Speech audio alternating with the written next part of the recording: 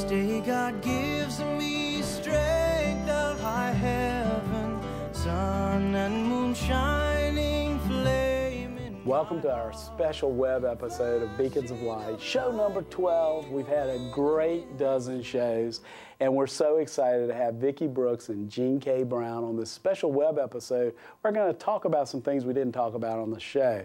And while we were off camera, we talked about the fact that we talked a little bit about it, but these two ladies, in my opinion, are homeless experts, and they're experts in the most important way. And that way is the fact that they've come into the Bishop Hot Shelter program for men, for women and children, and they've seen the face of Christ and the people that we serve, and they recognize there's a difference between being homeless and a human being. You know, a lot of us in the general public will see, oh, that's a homeless person. And we don't recognize that's a homeless person, but that's also a human being, a child of God. And isn't that true, Vicki? We're supposed to see the face of Christ in that child of God. Absolutely. I mean, that's what Scripture tells us. And we have got to look at every person with a dignity, with respect, that God, we are all created in the image and likeness of God. And if that is a true statement, they are as much a human as we are, and we are all children of God. Gene, you said you came from a small town. Everybody knew everyone. Everybody knew everyone. There were all ranges of income levels. I can remember well, there were some children in my class who were taken out of school to go pick cotton at various times. So, and there were doctors' children in my class. So there was not that class distinction.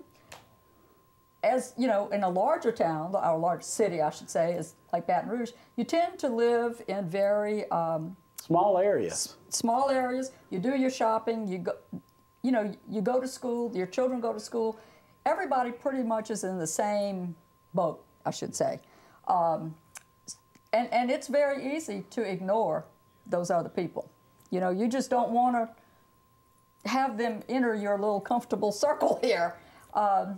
But once you open your eyes and you go to the shelters, and then you realize they aren't any different than you are. They want the same things for their children that you want for yours. They want the same, you know, a safe home, a safe place to raise their families.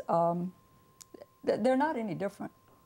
Vicki, when you go to the Women's and Children's Shelter, you see women that have lost everything but the title mom. Mm-hmm. Well, how do you kind of, you know, see that and you say, I'm a mom, these are moms. You see that motherly love, don't you? Oh, absolutely. Mm-hmm. Instantly, you can relate to them because I am a mother and they are a mother, and I see them there, you know, and all you really want to be able to offer them is hope and compassion. You know, they are there for various reasons. A lot of it is not, you know, by choice of their own, and mm-hmm. the least I can do for them is reach out with that same kind of motherly love.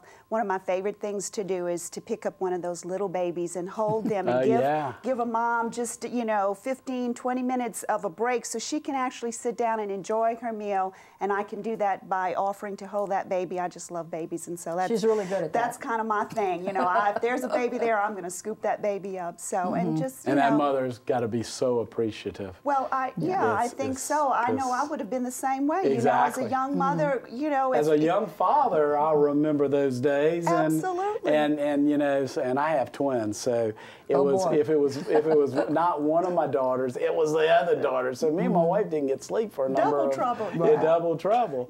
Yeah. Did you see that motherly love, Gene? And you said that reminds me of my love for my children. Absolutely. And you know, just this past week, as a matter of fact, there was a little boy who desperately wanted dessert.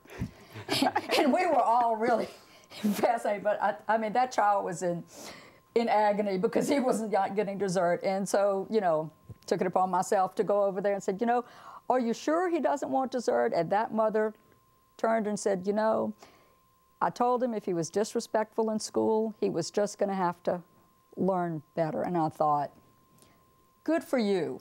You know, good for you, and that's about the same thing I would have done for my child, you know, tried to do. Absolutely. So it's not, they're just no different. That's the thing that I think I've learned more than anything, is there but for the grace of God, go I.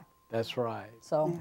I want to thank you, Jean. I want to thank you, Vicki. You are so welcome. Y'all made a great show, and we really appreciate you spending a little time on our web episode today. And we hope you enjoyed our web episode about Beacons of Light, people that are coming into the community, giving of their time and talent, making a difference for the poor and homeless. We hope you've enjoyed today's show, and we'll see you again on Beacons of Light. Sun and moonshine.